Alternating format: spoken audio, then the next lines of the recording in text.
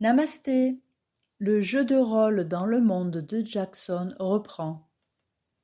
Si tu n'as pas suivi le début, je t'invite à aller écouter la première partie et à y participer. Tu peux aller aussi écouter la balade de Jackson qui met en place tout ce monde.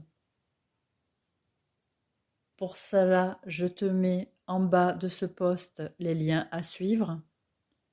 Sinon, pour faire ton choix, soit tu suis ton intuition, soit tu te sers d'un dé matériel à 6 faces ou un dé virtuel comme on en trouve en ligne.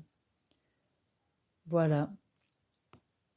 Je te souhaite un bon amusement. Je te remercie de t'être intéressé à mon travail.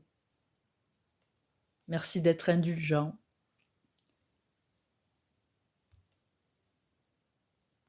Le jeu de rôle dans le monde de Jackson le Berger reprend. Pour le choix 1 et 2, avec Smollet. Quand le soleil rieur comprend que tu le suis, il te guide doucement. Tu marches paisiblement, amusé de le voir rebondir de cumulobotantinus à cumulobotantinus, jusqu'à arriver au pied d'une colline rocheuse. Après t'avoir fait un clin d'œil, il te laisse devant. Face à toi se trouvent les entrées de 2 tunnels. 3 choix s'offrent à toi. Emprunter le premier tunnel à gauche, emprunter le deuxième tunnel à droite ou retourner dans la clairière. Choix 3 et 4 avec le papillon. Le papillon t'enchante. Tout en le suivant, tu ne le quittes pas des yeux. Distrait, le sol se dérobe soudain sous tes pieds, en craquant. Un trou était dissimulé par un amoncellement d'herbes, de feuilles et de petites branches. Tu penses aussitôt. 1. Je vais tomber pour atterrir tout fracassé bien plus bas. Ou pas. Tu décides de te laisser glisser, confiant.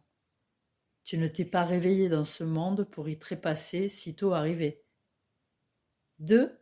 Non mais, tu décides de te rattraper au bord, tu t'accroches en résistant, et après moultes efforts, tu arrives à remonter sur le plancher des vaches. Me. Tu as choisi d'emprunter le premier tunnel. Il est fait de terre, de racines et de cailloux. Il est sans embûches, tu vois bien où tu mets les pieds. Tu vas tout droit. Presque arrivé au bout, tu comprends qu'il s'agit d'un cul-de-sac, d'une voie sans issue.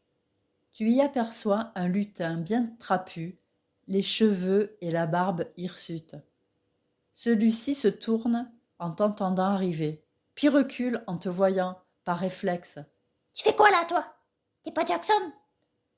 T'es de sa famille? C'est toi, Justin? Il s'écroule de rire. Il se relève difficilement en se tenant les côtes. C'était pour le jeu de mots. Toi, tu ne comprends rien, ce qui est normal. Joe qui s'appelait l'autre là, grand brun là. Il te tourne autour en t'observant dans les moindres détails.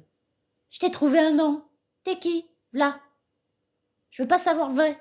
Il doit être moche. Nah. Il te tire la langue. C'est qui t'es qui, v'là? Parce que quoi qu'est-ce, c'est déjà pris.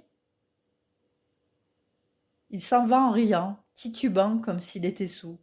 Il fait un signe de la main sans se retourner en criant. Alaya Jai Forava. Tu te demandes dans quel monde de fou tu es tombé. Amusé, tu décides de rebrousser chemin. Tu as choisi d'emprunter le deuxième tunnel. Celui-ci est un peu sombre. Tu avances doucement pendant quelques minutes, quand soudain surgit un lutin qui râle en te rentrant dedans, surpris de croiser quelqu'un. Il grogne. Brrr. Tu t'excuses de ne pas l'avoir vu arriver. Il grogne encore, mais acquiesce en t'écoutant. Il fouille dans sa besace, puis tend ses poings vers toi, attendant que tu en désignes un. Tu en profites pour mieux le voir. Tu le trouves svelte pour un personnage de son espèce, même si tu réalises que tu ne connais pas grand-chose à tout ça. Tu te perds un peu dans tes pensées alors qu'il regrogne un coup, espérant que tu te décides. Tu hésites.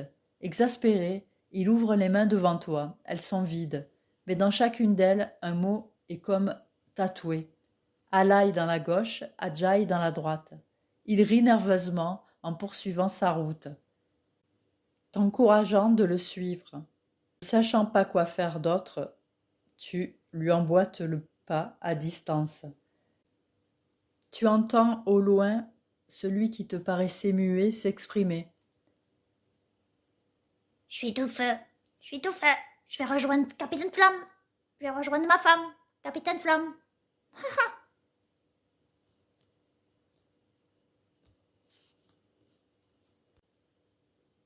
Tu as fait le choix 3. Tu décides de rebrousser chemin.